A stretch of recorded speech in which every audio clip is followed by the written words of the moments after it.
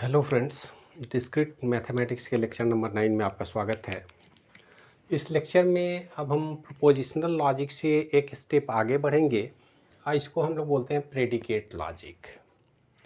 Predicate logic prepositional logic पर ही based है, लेकिन थोड़ा एडवांस कॉन्सेप्ट है यहाँ।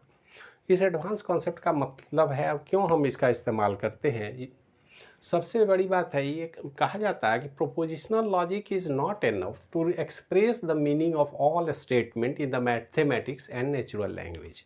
देखिए, मैथमेटिक्स या नेचुरल लैंग्वेज जो स्टेटमेंट होते हैं वो स्टेटमेंट निश्चित रूप से ट्रू फॉल्स के केस के ही होंगे, जिनका रिजल्ट फाइनली हम ट्रू या फॉल्स में रिप्रेजेंट कर सकते हैं। लेकिन उसको सीधे सीधे प्रोपोजिशनल लैंग्वेज में रिप्रेजेंट करना बड़ा मुश्किल काम है। जैसे एक छोटा सा एग्जांपल हम ले लें, हम लिखते हैं x इज एन इंटीजर।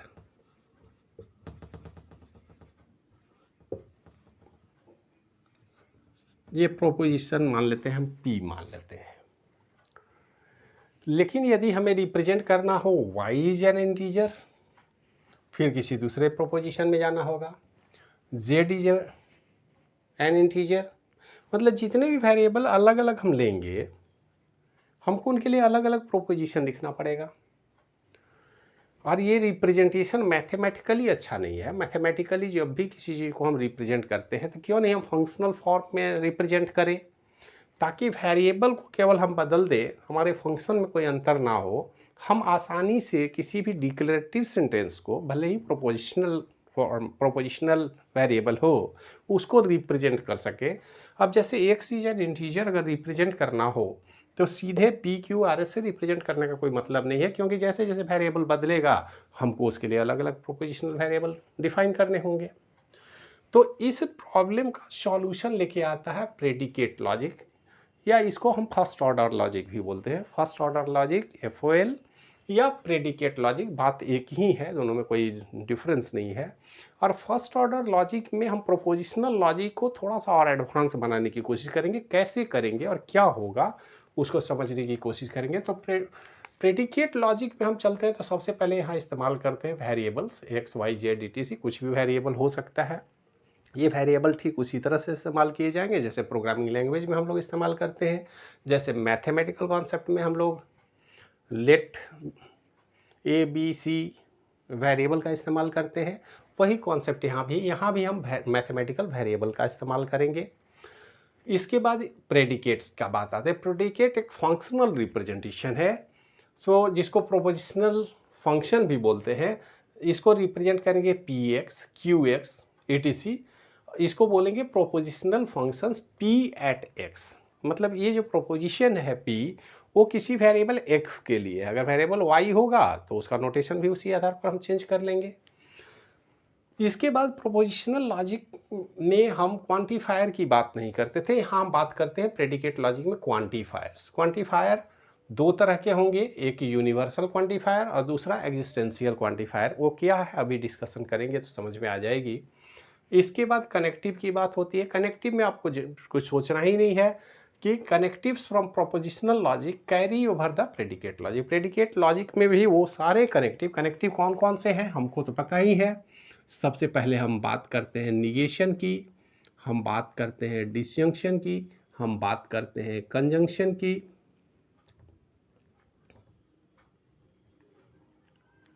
हम बात करते हैं इम्प्लीकेशन की, हम बात करते हैं डबल इम्प्लीकेशन की। तो ये सारे जो कनेक्टिव है जो प्रोपोजिशनल लॉजिक में है वो यहाँ भी कैरी ऑन करेंगे, ये यहाँ भी यूज किए जाएंगे, कोई दिक्कत नहीं है। प्रॉब्लम यहाँ पे है जिसको थोड़ा सा हमको समझने की जरूरत है। जैसे देखिए, हमने एक प्रोपोजिशन लिया x इज एन इंटीजर, इसको p प्रोपोजिशन से रिप्रेजेंट किया। कि क्या अच्छा होता अगर हम इसको रिप्रेजेंट करने के लिए किसी सिंगल प्रोपोजिशन नहीं दे करके इसको रिप्रेजेंट करते फंक्शनल वैल्यू में। जैसे अगर हम ऐसा लिखें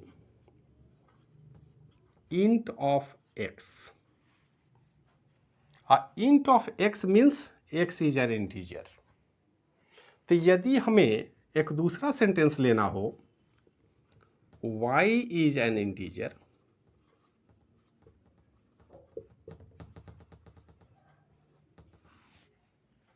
यहाँ भी हम स्मॉल ही इस्तेमाल कर लेते हैं, तो क्या होगा,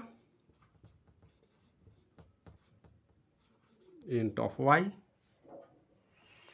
अब इसका मतलब है कि इंट ऑफ x लिखने से हमको फायदा क्या हो गया कि किसी भी वेरिएबल की बात करें, x y z a b c d, हमको सिर्फ लिखना होगा int of x, int of y। हाँ, इसका मीनिंग यहाँ हम रिप्रेजेंट कर देंगे, int of x means x is an integer. इतना लिखने से हमको वेरिएबल को रिप्रेजेंट करना आसान हो गया। अब हम इंट ऑफ y लिख सकते हैं, इंट ऑफ z लिख सकते हैं, x की जगह पर जो भी वैल्यू हम वेरिएबल के तौर पर इस्तेमाल करेंगे, मीनिंग में तो कोई अंतर नहीं आएगा। x is an integer, y is an integer, ये रिप्रेजेंट करना आसान है, और यही फंक्शनल रिप्रेजेंटेशन ही तो प्रेडिकेट लॉजिक है। तो यहाँ पर प्रेडिकेट जो है वो फंक्शनल प्रोपोजिशनल फंक्शन है p एट x। अब ये जो प्रोपोजिशन है एट x है, इसी में अगर y कर देंगे तो एट y होगा, z करेंगे तो एट z होगा। अब आप आसानी से समझ सकते हैं कि हम जो प्रोपोजिशन सीधे तौर पर इस्तेमाल करते थे आए हैं p q r s, उसके जगह पर हम थोड़ा उसके फंक्शनल रिप्रेजेंटेशन में हम मूव करेंगे, और यही फंक्शनल रिप्रेजेंटेशन है प्रोपोजिशनल लैंग्वेज को एडवांस हमने किया और इसका नाम दिया प्रेडिकेट लॉजिक, या फिर इसी प्रेडिकेट को हम लोग बोलते हैं फर्स्ट ऑर्डर लॉजिक। अब दूसरी बात क्या करता है, क्वांटिफायर की बात होगी तो उस पर हम अभी आते हैं। सबसे पहले हम ये देखें कि ये जो रिप्रेजेंटेशन ये हमारे लिए फ़ायदेमंद है कि नहीं, और ये फ़ायदेमंद कहाँ तक है। देखिए, कोई भी सेंटेंस अगर हम लेते हैं, जैसे अगर हम बात करें एक छोटे से स्टेटमेंट पर डिस्कशन कर लें,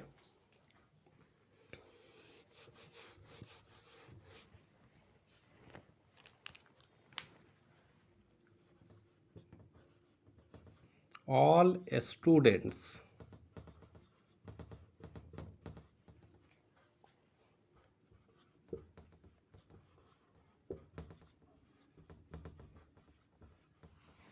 class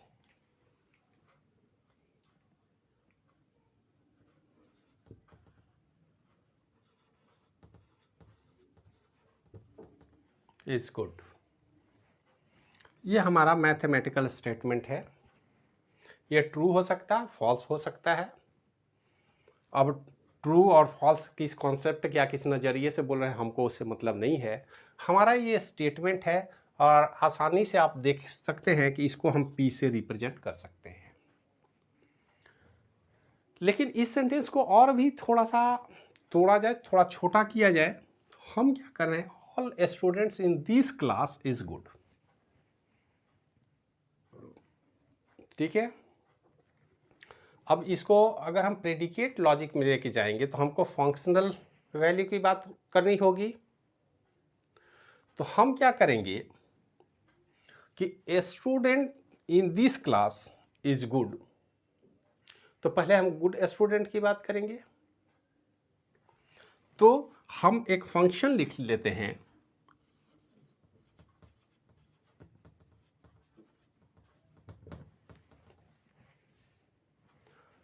अब गुड एक्स कहने का मतलब ए स्टूडेंट इज गुड, इस तरह से आप मान लेते हैं। एक्स नहीं लिख करके हम सीधे स्टूडेंट लिख दें, ये गुड स्टूडेंट का प्रोपोजिशनल फंक्शन हो गया। हर वो स्टूडेंट की बात कर रहे हैं जो गुड स्टूडेंट है, लेकिन इसका मैथमेटिकल रिप्रेजेंटेशन जब हम करने जाएंगे तो यहाँ पर और समस्याएं आएंगी। क्या हमने पूरे सेंटेंस को रिप्रेजेंट किया इस फंक्शन से? ऐसा तो हमने नहीं किया। हमने इस फंक्शन से सिर्फ ये रिप्रेजेंट किया है कि स्टूडेंट्स या स्टूडेंट इज गुड, इसको हमने इस फंक्शन में लिखा गुड स्टूडेंट। स्टूडेंट को ब्रैकेट में लिख लिया। अब चूंकि वेरिएबल की बात है तो हम जानते हैं कि इतना बड़ा लिखने की क्या जरूरत है, आप सीधे एस से रिप्रेजेंट कर दें। तो स्टूडेंट गुड है, एक गुड स्टूडेंट का रिप्रेजेंटेशन है ये फंक्शन गुड ऑफ एस। तो गुड ऑफ एस है, यहां पर अब बॉयज भी हो सकता है, गर्ल्स भी हो सकते हैं, लेकिन ये कॉन्सेप्ट जो हम बात करेंगे तो इसके डोमेन की बात होगी। देखिए जब भी हम बात करते हैं तो यहाँ हमने लिखा है कि स्टूडेंट तो गुड है, लेकिन किस डोमेन में, क्लास के स्टूडेंट की बात हो रही है, किसी पार्टिकुलर क्लास की बात कर रहे हैं। अगर हम ऐसा दिस के जगह पर हम लिख दें all student in class 10 is good, तो हम किसकी बात करें, क्लास 10 की स्टूडेंट की बात करें, किसी स्कूल के एक पार्टिकुलर सेक्शन की बात कर रहे हैं, पार्टिकुलर क्लास की बात हो रही है, क्लास 10 की बात हो रही है। अब जरा विचार कीजिए कि अगर यही वेरिएबल हम पूरे स्कूल के लिए लिख दें तो, अब जरा सा विचार कीजिए, हमारा डोमेन अभी है क्लास 10, ये क्लास 10 है, इसमें बहुत सारे बच्चे होंगे, हो सकता है बच्चा को हम A1 A2 A3 इस 3 बच्चे की बात हम करें, इस पूरे डोमेन में क्लास 10 में हमारे पास 3 बच्चे हैं और क्लास 10 के बच्चे गुड हैं। इसका मतलब क्या हुआ, इसको हम कैसे रिप्रेजेंट करेंगे मैथमेटिकली, तो हम अगर बोलते हैं कि स्टूडेंट ऑफ क्लास 10, इस क्लास का बच्चा अगर गुड है तो गुड स्टूडेंट का मतलब क्या है कि A1 गुड है, A2 भी गुड है, जिसको हम ऐसे लिख दें एंड A2 गुड,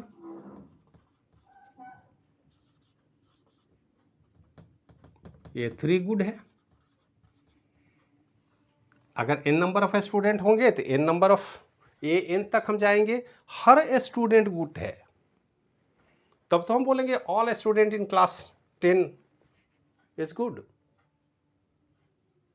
तो मैथमेटिकल रिप्रेजेंटेशन में हमें डोमेन की बात करनी पड़ती है, और जब भी इस तरह का स्टेटमेंट हो जिसमें वेरिएबल का इस्तेमाल हम कर रहे हैं, हम प्रेडिकेट लॉजिक की बात कर रहे हैं, तो आप देखें कि ये पार्ट तो कॉमन है, A1 is good, A2 is good, A3 is good, A4 is good.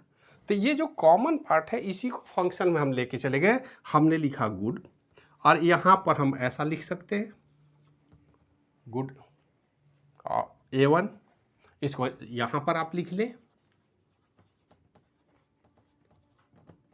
A1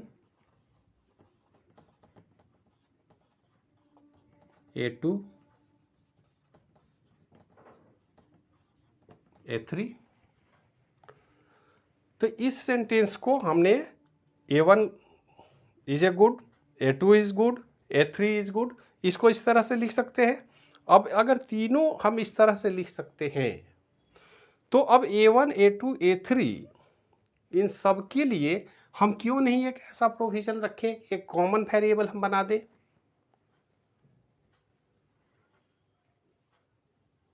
और कॉमन वेरिएबल अब हम कैसे बनाएंगे, कैसे हम इसको रिप्रेजेंट करेंगे, क्योंकि ये तो कॉमन है, केवल ये वेरिएबल हमको बदल रहा है, तो इस वेरिएबल को भी रिप्रेजेंट अगर हम कर दें तो हम ऐसा लिख सकते हैं,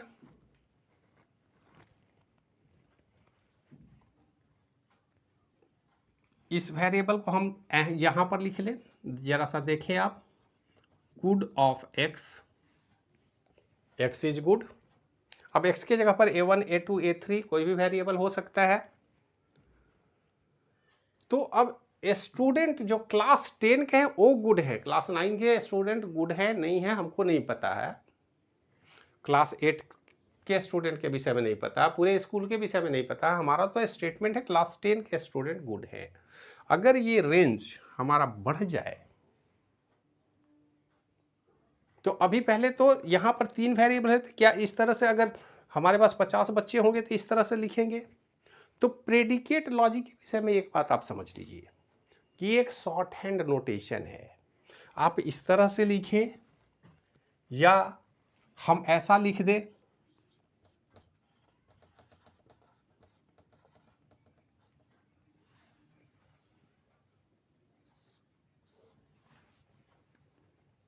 अब इस बात को जरा समझिए। हमने लिखा है A1 गुड है एंड A2 गुड है एंड A3 गुड है, तब तो हम ऑल स्टूडेंट की बात करेंगे। तो स्टूडेंट अगर X है तो X गुड है, ठीक है। और स्टूडेंट कौन सा, यहां जो स्टूडेंट हम बात कर रहे हैं स्टूडेंट इन क्लास 10, अगर हम इस तरह से लिख दें CX क्लास 10 के स्टूडेंट X है और X गुड है, तो यहां पर अगर हम ऐसा लिखते हैं कि X एक स्टूडेंट है, वो क्लास 10 का स्टूडेंट है, इसलिए वो एक गुड स्टूडेंट है, तो यहां पर हमको कनेक्टिव की जरूरत होगी। दो अलग अलग स्टेटमेंट हैं। पहला स्टेटमेंट है X क्लास 10 का स्टूडेंट है और X गुड है, तो यहां पर हम इस तरह से रिप्रेजेंट करेंगे,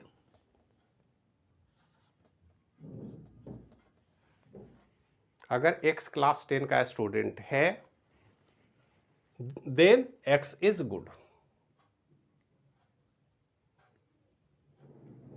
ठीक है। अब इस बात को जरा समझिए कि यहां पर हम एक स्टूडेंट की बात नहीं कर रहे हैं, सिर्फ X की बात नहीं हो रही है, वो सारे स्टूडेंट जो क्लास 10 में हैं। लेकिन अगर हमारा डोमेन चेंज होता है, अगर बहुत सारे स्टूडेंट हैं, पूरे स्कूल की बात होगी, तो हमें यहाँ पर एक क्वांटिफायर है, ये क्वांटिफायर है फॉर ऑल, ऑल के लिए, मतलब ये जो यूनिवर्सल क्वांटिफायर है सबके लिए, जो स्टेटमेंट हम बोल रहे हैं वो हर वेरिएबल के लिए इस डोमेन में सबके लिए सही है।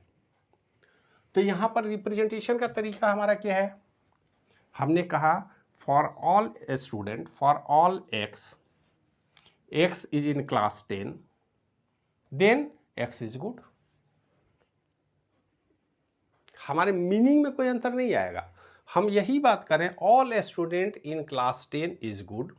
अगर हम पूरे स्कूल की बात करें तो हमको बोलना होगा कि for all X is a student, for all X is in class 10, CX से हमने यहाँ लिखा है, हम चाहे तो C से भी सीधे रिप्रेजेंट करेंगे, C ऑफ X मतलब जैसे good of X is good, C of X यहाँ लिखने का हमारा मतलब है कि X इज इन क्लास 10,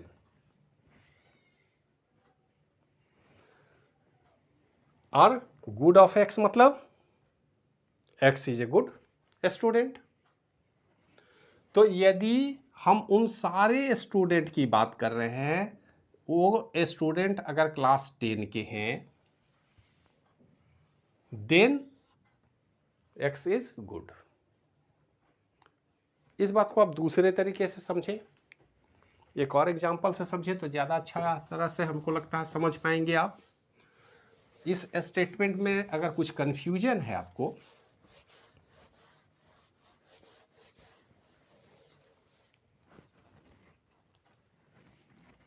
अब एक एग्जांपल हमने यहाँ लिया है, ये हमारा एग्जांपल है, एवरी लायन ड्रिंक्स कॉफी, एक प्रोपोजिशनल वेरिएबल है P, Q से हमने represent Bunny is a lion, हमारा कंक्लूजन है बन्नी ड्रिंक्स कॉफी। आप इस स्टेटमेंट को देखेंगे तो आप आसानी से कहेंगे कि इसमें कुछ दिमाग लगाने की ज़रूरत क्या है। अगर हमारा स्टेटमेंट ही कह रहा है कि every lion drinks coffee, Bunny is a lion, so Bunny drinks coffee, सीधा सा स्टेटमेंट है। इस स्टेटमेंट को हमें ट्रांसफ़र करके ले जाना प्रेडिकेट लॉजिक में। इसका मतलब है कि इस स्टेटमेंट का कन्वर्सन प्रेडिकेट लॉजिक में मतलब प्रोविजनल फंक्शन में लेके जाना होगा। कैसे लेके जाएंगे जरा देखिए। हम सबसे पहले नीचे से शुरू करते हैं। बनी ड्रिंक्स कॉफ़ी। बनी ड्रिंक्स कॉफ़ी कहने का मतलब क्या है? यहाँ पर इस बात को ऐसे समझें आप, पहले आप समझ लें कि एक स्टेटमेंट है x इज एन इंटीजर, जो पहले था उसी को पर डिस्कशन हम लोग कर ले। ये हमारा एक स्टेटमेंट है p। लेकिन जब प्रेडिकेट लॉजिक में हम जाएंगे तो अपने स्टेटमेंट को हम दो पार्ट में डिवाइड करेंगे। पहला एक वेरिएबल जिसको हम लोग बोल रहे हैं सब्जेक्ट। सब्जेक्ट मतलब जिसके विषय में कहा जा रहा है वो सब्जेक्ट है, आप लैंग्वेज, नेचुरल लैंग्वेज में जानते हैं। और ये हमारा प्रेडिकेट है, इसको बोलते हैं हम प्रेडिकेट।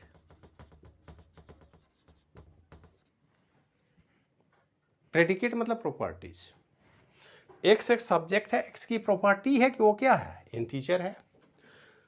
तो इसको हमने अभी जस्ट रिप्रेजेंट किया था int of x. X subject के विषय में जानकारी ये फंक्शन दे रहा, प्रोपोजिशनल फंक्शन है, ये बोल रहा है एक्स इज एन इंटीजर। अब इसी बात को हम यहाँ इंप्लाई करने जा रहे हैं, जरा आप गौर से देखिए। बन्नी ड्रिंक्स कॉफी, तो हम ऐसा लिख सकते हैं क्या, कॉफी हमारा सब्जेक्ट है, कॉफी ऑफ बन्नी इस सेंटेंस को हम प्रीपोजिशनल फंक्शन में ऐसा लिख सकते हैं, कॉफी ऑफ बन्नी। अब देखिए यहाँ पर आपको ये ध्यान रखना है कि हम लिख क्या रहे हैं, इसका यही मीनिंग है। ये शॉर्ट हैंड में हमने लिखा है, हम ये नहीं कह रहे हैं कि ये ऐसे ही लिखा जाता है। शॉर्ट हैंड तो अपना हर किसी का होता है, रिप्रेजेंटेशन का तरीका है। तो प्रेडिकेट लॉजिक में जाएंगे तो सबसे पहले हम शॉर्ट फॉर्म में उसको कन्वर्ट करने की कोशिश करेंगे। हमने लिखा है कॉफ़ी ऑफ बन्नी, ये इस सेंटेंस का मतलब है बन्नी ड्रिंक्स कॉफ़ी। तो अगर हम ऐसा भी लिखें कि कॉफ़ी ऑफ सन्नी, इसका क्या मतलब होगा, सन्नी ड्रिंक्स कॉफ़ी। तो ये जो रिप्रेजेंटेशन है ये शॉर्टहैंड नोटेशन की तरह है और फंक्शनल रिप्रेजेंटेशन है। अब हम ऐसा अगर बन्नी सन्नी कुछ भी लिखें, हम इसको और भी सिंपल तरीके से लिख सकते हैं। मैथमेटिकल फंक्शन में अगर हम लिखें कॉफ़ी ऑफ एक्स, मतलब एक्स ड्रिंक्स कॉफ़ी। अब एक्स का वैल्यू सन्नी बन्नी कुछ भी हो सकता है। तो ये जो रिप्रेजेंटेशन है यही कहता है प्रेडिकेट लॉजिक, जिसको फंक्शनल रिप्रेजेंटेशन में। अब इस फंक्शन का मतलब हो गया कॉफ़ी ऑफ एक्स, मतलब एक्स ड्रिंक्स कॉफ़ी। अब देखिए सेंटेंस में, प्रेडिकेट लॉजिक में या प्रोपोजिशनल लॉजिक में आप अपने दिमाग से उसको एलेबोरेट करने की कोशिश नहीं करेंगे। जो कह रहा है सिर्फ हमें उसी पर कॉन्सेंट्रेट करना है। हम ऐसा नहीं कहेंगे कि लायन ड्रिंक्स कॉफ़ी, ये तो सेंटेंस ही गलत है। लायन का ड्रिंक कॉफ़ी तो ड्रिंक नहीं करेगा, उससे हमको कोई मतलब नहीं है। हमें सिर्फ सेंटेंस पर कॉन्सेंट्रेट करना है। इस सेंटेंस को प्रेडिकेट लॉजिक में हम लेके जाना चाह रहे हैं। बन्नी ड्रिंक्स कॉफ़ी को हमने कॉफ़ी ऑफ बन्नी लिखा। अब बन्नी तो एक वेरिएबल है, कोई भी नाम हो सकता है, सन्नी है, बन्नी है। तो इस तरह से अलग अलग जो नाम बार बार रिपीट कर रहे हैं इस फंक्शन को, तो इसको शॉर्ट हैंड में हमने एक वेरिएबल से रिप्रेजेंट कर दिया। इसका वैल्यू कुछ भी हो सकता है। Coffee of x means coffee, x drinks coffee. ठीक है। अब अगले सेंटेंस पर आप चलिए। क्यू क्या कह रहा है, बन्नी इज ए लायन। तो यहां भी अगर हम बात करें तो बन्नी इज ए लायन को कैसे हम रिप्रेजेंट करेंगे,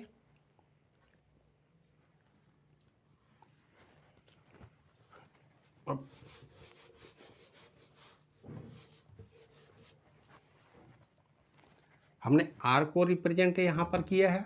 अब जरा क्यू पर चलें। बन्नी इज ए लायन, अगर हम ऐसा लिखें लायन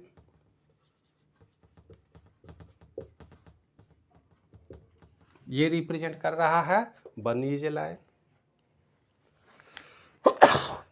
एक्सक्यूज मी। अब जरा सा इस विचार कीजिए कि बनी की जगह पर और भी वेरिएबल सन्नी भी आ सकता था, एक्स वाई जेड कुछ भी हो सकता था, तो क्या इसको हम सेम वेरिएबल से इंटरकनेक्ट करने की कोशिश कर सकते हैं कि लायन ऑफ एक्स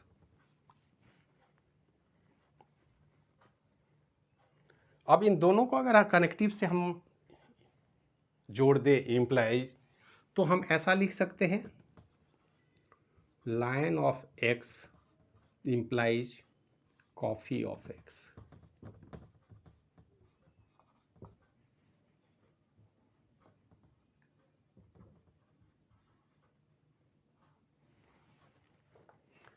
इस सेंटेंस का मतलब क्या हुआ कि if N is lion then X drink coffee.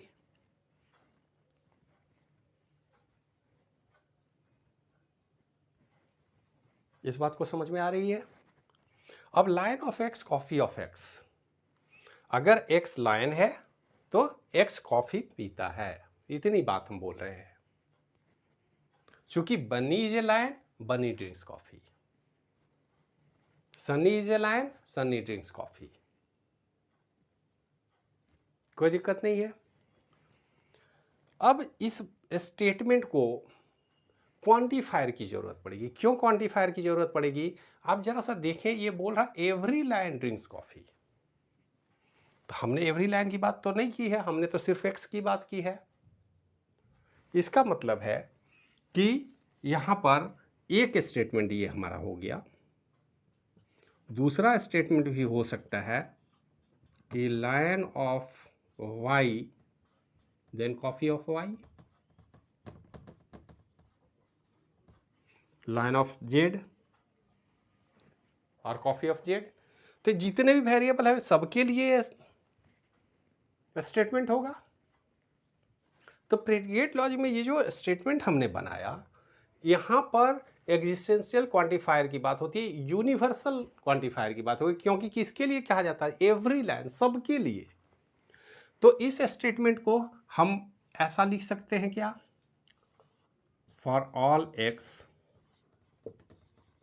Line of x then coffee of x. ये हमारा फाइनल स्टेटमेंट हो जाता है, जो इस मैथमेटिकल स्टेटमेंट का प्रेडिकेट लॉजिकल रिप्रेजेंटेशन है। हमने क्या कहा? For all x. अब हम सिर्फ लाइन की बात कर रहे हैं। हर ओ x, for all x is a lion, then the properties क्या है? X drinks coffee. तो ये है हमारा रिप्रेजेंटेशन। प्रोपोजिशनल लॉजिक को और एडवांस करते हुए हमने प्रेडिकेट लॉजिक या फर्स्ट ऑर्डर लॉजिक में मैथमेटिकल रिप्रेजेंटेशन। अभी आपको ज़्यादा दिमाग लगाने की ज़रूरत है, ज़्यादा परेशान होने की ज़रूरत नहीं है। सिर्फ आप स्टेटमेंट को पढ़ें और उस स्टेटमेंट को मैथमेटिकल लॉजिक में, प्रेडिकेट लॉजिक में कन्वर्ट करना सीखेंगे। एक बार कन्वर्सन अगर आ गया तो ये कन्वर्सन हमारा यूनिवर्सल क्वांटिफायर के लिए हुआ। एग्जिस्टेंशियल की बात अभी हमने नहीं किया, उस पर हम डिस्कशन करेंगे अगले लेक्चर में। इस लेक्चर में सिर्फ हमने यूनिवर्सल क्वांटिफायर की जो बात बताई है। यूनिवर्सल क्वांटिफायर वहाँ होगा जहाँ पर फॉर ऑल केस आएगा या एवरी स्टूडेंट इज जीनियस। तो स्टूडेंट जीनियस है, एवरी स्टूडेंट अगर जीनियस है, इसका मतलब क्या कहना चाहते हैं? हम कहेंगे Ram is genius, Mohan is genius, Arvind is genius, जितने भी स्टूडेंट हैं सब जीनियस हैं। तो यहाँ पर क्वांटिफायर की ज़रूरत होती है, जहाँ पर पूरे डोमेन में हम हर एलिमेंट की बात करते हैं। तो मैथमेटिकल रिप्रेजेंटेशन में सम ऑफ की बात होगी तो एग्जिस्टेंशियल क्वांटिफायर की बात करेंगे। फॉर ऑल या एवरी मतलब हमारा जो स्टेटमेंट है वो सबके लिए है, यूनिवर्सल है। अगर हमने कहा है एवरी लायन ड्रिंक्स कॉफी, तो इसका मतलब है कि हर वो लायन, हर वो लायन की अगर हम बात करें तो हम हर उस वेरिएबल की बात कर रहे हैं जो लायन है और जिसकी प्रॉपर्टी है ड्रिंक कॉफी। तो स्टेटमेंट में सब्जेक्ट और प्रेडिकेट, इसको अलग करना जानना होगा हमको। जब हम सब्जेक्ट और प्रेडिकेट लिखेंगे, उसकी प्रॉपर्टीज की बात करेंगे, तो प्रॉपर्टीज के आधार पर हम फंक्शन बनाएंगे। और जब फंक्शन हमने बना लिया तो उस फंक्शन में जो भी हमारा सब्जेक्ट है, सब्जेक्ट की जगह पर हम कोई वेरिएबल का इस्तेमाल कर लेंगे। जैसे यहाँ पर बन्नी ड्रिंक्स कॉफ़ी, तो कॉफ़ी ऑफ बन्नी। अब बन्नी की जगह पर कोई भी नाम हो सकता है, तो फिर सन्नी का नाम हमने लिया। हम देख रहे हैं कि बार बार ये नाम बदल सकता है, प्रॉपर्टीज नहीं बदल रहा, तो इस प्रॉपर्टीज का फंक्शन हम लिख लिया कॉफ़ी ऑफ एक्स। अब कॉफी ऑफ एक्स, एक्स क्या है भाई, तो एक्स को रिप्रेजेंट हम कर दिया लाइन ऑफ एक्स, मतलब एक्स इज लाइन। अब एक्स इज लाइन और कॉफी ऑफ एक्स दोनों में इम्प्लीकेशन का रिलेशन है, इम्प्लाइज करता है। अगर एक्स लाइन है तो एक्स इस प्रॉपर्टी के साथ अटैच्ड होगा, तो हमने लिखा if X is line then the property of X is coffee of X. अब ये बात चूंकि यूनिवर्सल है, सबके लिए लागू होता है, तो हमने लिखा एवरी लायन ड्रिंक्स कॉफी, मतलब for all x, x is lion then the property x drinks coffee. तो इस तरह से हम यूनिवर्सल क्वांटिफायर की बात करते हैं, जो प्रेडिकेट लैंग्वेज लॉजिक में सबसे ज़्यादा इस्तेमाल किया जाएगा। आपके पास सेंटेंस होंगे, उनका सीधे प्रेडिकेट फॉर्म में, प्रेडिकेट लॉजिकल फॉर्म में, मैथमेटिकल नोटेशन में प्रेडिकेट वेरिएबल के तौर पर उनका कन्वर्सन करना होगा आपको। हम आशा रखते हैं कि कुछ बातें समझ में आई होगी, और फिर आगे हम एग्जिस्टेंशियल क्वांटिफायर पर डिस्कशन करेंगे अगले लेक्चर में। तब हम मैथमेटिकल रिप्रेजेंटेशन, मैथमेटिकल प्रॉब्लम के सॉल्यूशन की तरफ बढ़ेंगे, और ये स्टेटमेंट धीरे धीरे कॉम्प्लेक्स होते जाएंगे और उनको हम अंडरस्टैंड। देखिए, ये प्रोपोजिशनल लॉजिक में आपको बहुत ज़्यादा परेशान होने की ज़रूरत नहीं है, प्रेडिकेट लॉजिक में बहुत ज़्यादा परेशान होने की ज़रूरत है। सबसे पहला है कि स्टेट आपको उस प्रोपोजिशन को पढ़ने आना चाहिए और उसके मीनिंग को विदाउट एनी डेविएशन, किसी तरह के चेंज किए बगैर उसका मैथमेटिकल रिप्रेजेंटेशन, कन्वर्सन आना चाहिए। जब एक बार कन्वर्सन हमने सही सही कर लिया, तो मैथमेटिकल ऑपरेशन या कनेक्टिव का इस्तेमाल और उसके ट्रूथ टेबल पर हमको ज़्यादा दिक्कत नहीं होगी, हम आसानी से उसका प्रोसेसिंग कर पाते हैं या करते हैं। और एक बार ठीक से अगर हमने समझ लिया तो फिर हमें कोई दिक्कत नहीं होगी। तो आशा करते हैं कि ये वीडियो आपको पसंद आएगी, इसको समझने की कोशिश करेंगे, बार बार देखेंगे, और दिक्कत होगी तो कमेंट में ज़रूर लिखेंगे। फिर मिलते हैं नेक्स्ट वीडियो में, तब तक के लिए धन्यवाद।